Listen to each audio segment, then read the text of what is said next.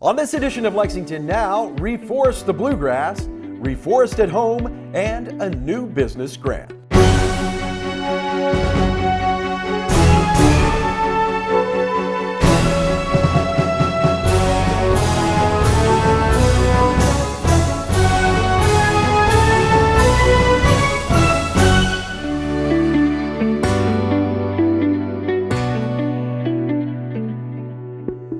I'm Neil Noah, and welcome to Lexington Now for the week of April 8th, 2024. Reforest the Bluegrass is celebrating its 25th anniversary. The announcement was made at a press event.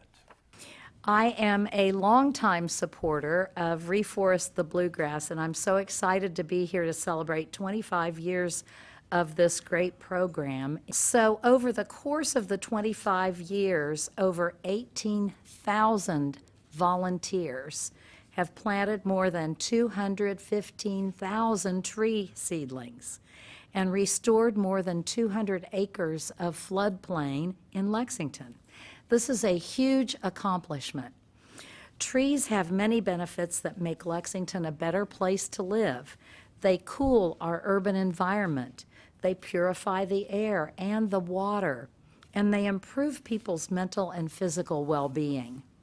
This effort is coordinated by the city's Division of Environmental Services with support from many divisions across government, including Parks and Recreation, Water Quality, Waste Management, Streets and Roads, and Emergency Management. Coming up between 9 a.m. and 1 p.m. next Saturday, April 13th at Coldstream Park, volunteers of all ages and abilities are invited to plant trees in honor of our program's 25th anniversary. We really appreciate all the help. We couldn't do this without our community.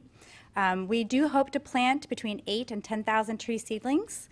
Whatever doesn't get planted that day, I know that's a lot of trees. We'll go back to our nursery to then be shared out with the community on the following weekend for Reforest at Home. Come join us. We'll have a great education tent. We'll have lots of people in there to share information and knowledge about trees and our community and the climate. It's really a great whole family event. We have grandparents and grandchildren and families that have been coming since 1999, so multiple generations. We'll be back at Coldstream Park, which was the location of our very first Reforest the Bluegrass back in 1999. So ideally, I'm going to order up some really great weather for us for April 13th. Hopefully it'll be like last year out at Heisel Park, where we had some sunshine and some great temperatures, followed by some rain the next day. But that day, please come join us anytime between 9 and 1. You can be there for the whole event. You can come for just a little bit of time. It is open and available and friendly to kids and all ages. And we'll have people there to help you learn how to plant trees and to answer any kind of questions. And if you have questions, feel free to reach out to us. You can reach me at hwilson at lexingtonky.gov with any Reforest the Bluegrass questions, or of course call Lex Call 311. And I just again want to say thank you so much for helping us plant these trees, creating these forests for us. And so the following weekend, the Reforest at Home program will continue in its 5th year. I think this is so cool. It's a program where we reforest on our own property, whatever our own property is. And so our residents can come pick up trees between 10 a.m. and 1 p.m. on April 20th. And you can pick them up at the Living Arts and Science Center, Shillato Park, Jacobson Park. Take them home and plant them. Come on out, everybody, and plant some trees. Thank you. Jennifer Myatt talks about what you need to know about being a part of Reforest the Bluegrass and Reforest at Home. Here's more. I'm Jennifer Myatt with Lexington's Division of Environmental Services, and we are very excited that this year is the 25th anniversary of Reforest the Bluegrass, Lexington's annual tree planting event. We're very excited that this year we will be back at Coldstream Park for Reforest the Bluegrass, which is the site of our very first Reforest the Bluegrass in 1999. So it's exciting that we get to invite our volunteers back and to see how the site has changed, since lots of things have changed in Coldstream Park. There's a dog park there now, there was a water quality project, lots of things are different than they were 25 years ago. So we're very excited that many of our volunteers have been coming since the beginning for the whole 25 years, and some of them have been coming for 5, 10, 15 years. And then we have new volunteers every year that we get for Reforest. So we're very excited that everybody's going to come and plant trees with us and celebrate the 25th anniversary of this very exciting event with us. We invite everybody to come and participate in Reforest the Bluegrass. Young and old, new volunteers, returning volunteers. We will teach you how to plant a tree seedling if you do not know how to plant a tree seedling. Even small children are invited to come with their families. We have families who come every year, grandparents down through grandchildren. And it's very fun because they get to plant, they get to participate in reforesting our bluegrass together. So don't be worried about the skill issue because there is not one. We promise we can teach anybody to plant a seedling. So a few weeks ago, we had the Reforest 5K, and John's Run Walk puts that on, and it's a 5K that goes through Heisel Farm Park, and it supports the tree planting at Reforest the Bluegrass so that we can buy enough seedlings for everyone to plant. And we have about a dozen sponsors who help by either providing money for the event or they buy the seedlings directly for us, because we plant about 10,000 seedlings is what we have for this year. So we do have a lot of seedlings that go in the ground as part of Reforest the Bluegrass, and whatever is not planted during Reforest will be given away during Reforest at Home for people to plant in their own yards. Reforest at Home is coming up on April 20th, the Saturday after Reforest the Bluegrass. And instead of coming to us to plant trees, you come and pick up a tree to plant at your house. So we have 3 locations in Lexington. We'll be at the Living Arts and Science Center, the Shillito Park, and Jacobson Park, one of the shelters. And we'll have tree seedlings there, up to 5 per household. And you basically take those back and plant them in your own yards so that we can increase Lexington's tree canopy all over and not just in our planting areas. Everything at Reforest at Home and Reforest the Bluegrass is completely free. There's no cost associated with it. We're just really excited to be able to provide this environmental benefit to the community and give people a chance to plant trees and come out and participate with us. This year, Reforest the Bluegrass is Saturday, April 13th from 9 a.m. to 1 p.m. at the Coldstream Dog Park on Pizzicato Drive. Volunteers who are coming to Reforest the Bluegrass should come dressed for the weather, so wear closed-toed shoes, a jacket, and sunscreen if you need it. The weather in April is always unpredictable, so whatever you need when you get up that morning. And when you arrive, you'll come to the registration tent where you can see all of our exhibitors who have a lot of fun activities for our volunteers of all ages. And then you'll fill out the registration form in the tent. We'll have breakfast for you, a free t-shirt for every volunteer, and then you'll head out to the planting area. We have crew leaders who will help you plant. So even if you don't know how to plant a tree, we've got people who can help. And then when you're done planting, you can stick around for lunch. We'll have music from the band Lilac, and the education tent will still be open, so you can go and see all of the fun activities we have from our sponsors and our community partners. You can find out more about Reforest the Bluegrass on our webpage at lexingtonky.gov/reforest, or you can follow Live Green Lexington on social media on Facebook and Instagram. When we come back, a major grant was announced for business.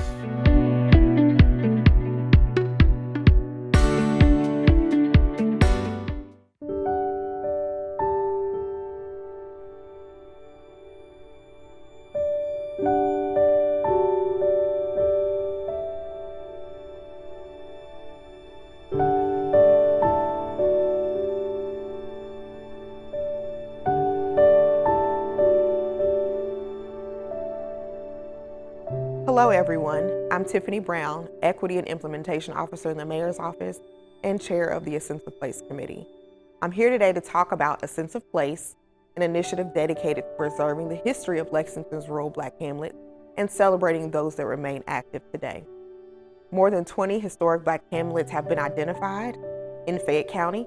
Most are located in rural areas. Our historic hamlets have been and are home to generations of lived experiences, traditions, and culture. houses churches, schools, grocery stores, agricultural enterprises, and lodge halls for community gatherings were found in many hamlets. A sense of place is a partnership between community members with direct connection to our hamlets and the city of Lexington. Its goal is to raise awareness about what the hamlets represent and to identify steps that are needed to take to preserve their history. The A Sense of Place committee includes local historian Yvonne Giles, local historian Calvin Graves, executive director of the Lexington History Museum Mandy Higgins, Haydentown resident Dr. Alvin Seals, Haydentown Baptist Church pastor Reverend Leon Slatter, and others. With support from members of the Haydentown community, A Sense of Place is currently raising funds for maintenance updates and programming of the Haydentown Rosenwald School and property located at 705 Hayden Lane. In the early 2000s, members of the Haydentown community worked with the city to preserve the school. In the early 20th century, Rosenwald schools were found across the South, serving rural Black children and families during segregation. Many of the buildings have been destroyed. Lexington is proud that the Haydentown School still stands and wants to preserve the history and significance that so many of these schools have had in our hamlet communities. The funds will complete the restoration of the school and upgrade the historic cemetery and church building. The school will permanently house artifacts that tell the story of Lexington's hamlet. We hope you will join us.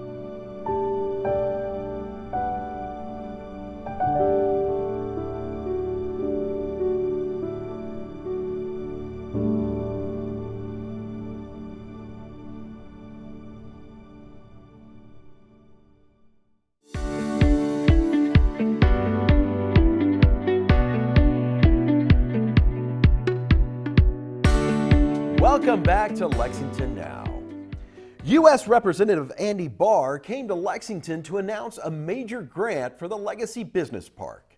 The $10 million grant will help with the creation of an estimated 1,700 jobs at the 200-acre site. Representative Barr is here with a very exciting announcement for Fayette County, and so I'm just going to bring him up right away so he can give the good news. Welcome. Thank you, Mayor. Thank you. Well, good morning, everyone. Thank you, Mayor Gorton, for the introduction, and to the council members who are here, to Representative Brown, to Senator Bledsoe, former Councilwoman Bledsoe, and to the Industrial Authority board members who are here and community leaders. It's a great day this morning because we're announcing a $10 million federal grant from the U.S. Department of Housing and Urban Development to supplement funding that will bring to fruition a vision that was originally conceived back in 2017, 2018, when the city of Lexington and LFUCG entered into a transaction with the University of Kentucky in the Coldstream Park area to swap some land. So UK gained and LFUCG gained some much needed land for industrial development. If there's one thing that we know in central Kentucky, and especially Fayette County, it's that we have a wonderful place to live. And one of the reasons why we have a wonderful place to live is because of our beautiful rural surroundings, our horse farms. But as has been the case for so many years, land use has been a very complex issue for Fayette County, Lexington, Fayette County. And so when we find places where we can achieve industrial development within our land use planning, it is a very, very positive development.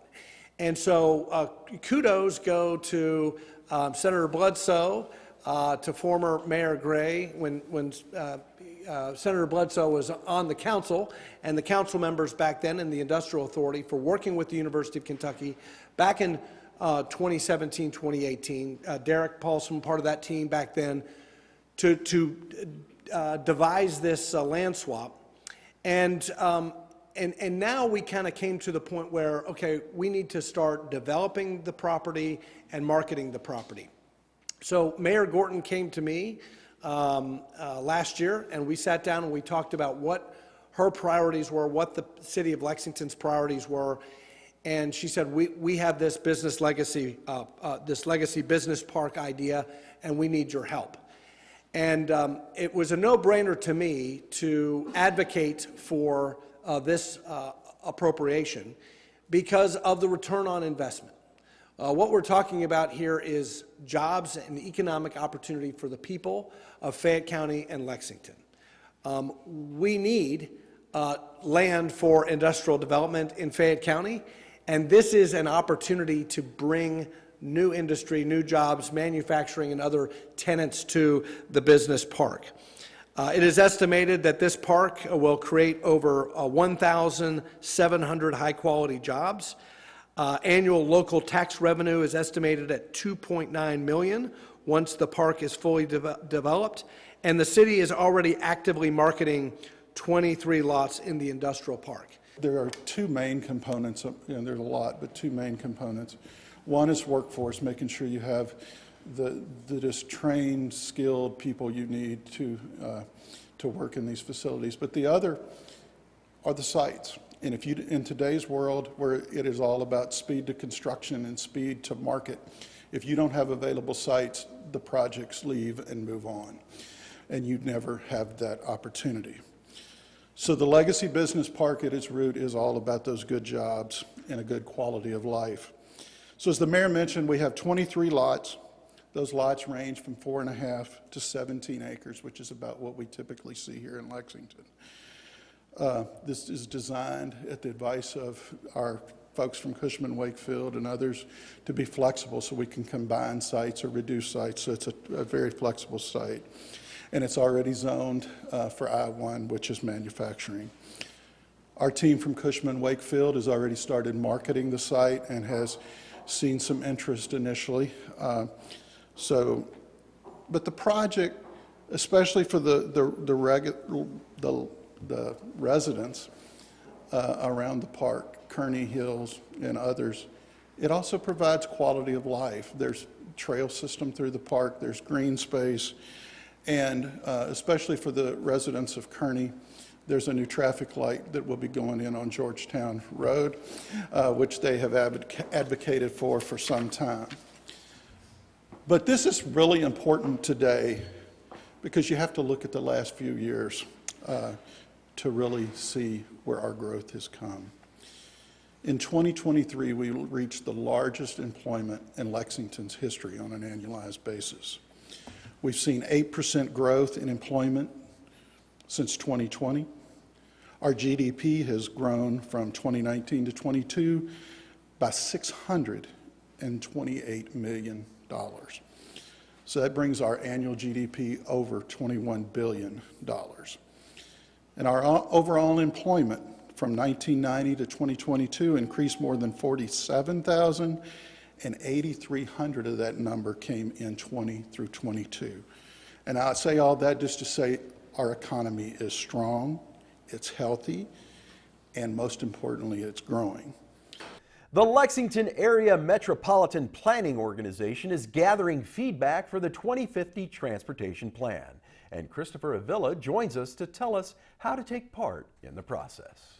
We are representing the Metropolitan Planning Organization, which is a federal program for transportation planning covering Fayette and Jessamine counties.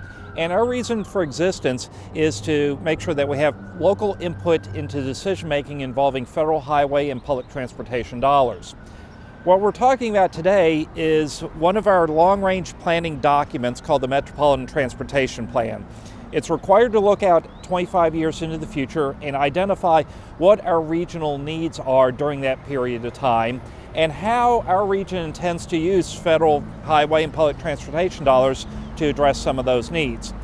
Now, the other thing that this plan is intended to do is look at the entire transportation system, identify how folks would be getting from point A to point B during that time, and how to make sure that folks can do that safely and in a reasonable amount of time. So we have a draft of that document on our website, www.lexareampo.org, and we're asking folks to take a look at that document and give us some feedback. Did we hit the mark? Are there things missing that need to be included in there? Are there projects that perhaps are a lesser priority than what have been identified? Now, the one challenge we have here is that that document is a fiscally constrained document, so we have to be able to realistically afford what's being proposed. So that's one of the challenges that we have to identify as well. We do have public listening sessions that you can find by going to our website, but we are accepting comments through April 15th. And the policy committee, who governs the MPO, mostly elected officials, will be making decisions on adopting that plan on April 24th. These are come and go sessions. We'll have information about the plan and what's being recommended at those sessions. Folks can come and go at their convenience, and we will have staff there to be able to answer any questions. But we also have opportunities for folks to provide comments on the draft plan there as well. We do have to be realistic in what's being proposed, and most importantly, what we can actually afford. And we do have a financial forecast that we perform to kind of estimate how much in federal dollars, but also state and local resources to be able to move some of these priorities forward. There have been a lot of highway-focused projects in the past, but we're kind of transitioning more towards other modes of transportation, especially modes that are cleaner, help us with our air pollution and climate change goals, certainly greenhouse gas emissions, trying to get to net zero carbon emissions by 2050. We've also heard a lot of folks saying we would like more access to high quality public transportation services. Also, for the folks who are dependent on that transit system, would like to see additional investment in public transportation. So we do have certain recommendations to be able to provide additional services, to reduce the travel times, to also improve the frequency of transit services, and also to improve the wheel service, which we've heard a lot of input about as well. We're also focusing a lot on safety. So we've adopted a Vision Zero goal to eliminate fatal and serious injury crashes by 2050. And so the projects that are most beneficial in helping us get to that point are the projects that are kind of bubbling to the top in our priority list. Now, we're also looking at a lot of bike ped projects and trying to make every street within Lexington what we call a complete street. And basically making sure that all potential users of the system are able to use that system safely and comfortably. Council is back from spring break, so that means there's lots of live gavel-to-gavel meeting coverage coming your way here and streaming on our website. And remember, you can find all the most accurate and up-to-date information on all city business at lexingtonky.gov. Here's this week's meeting coverage.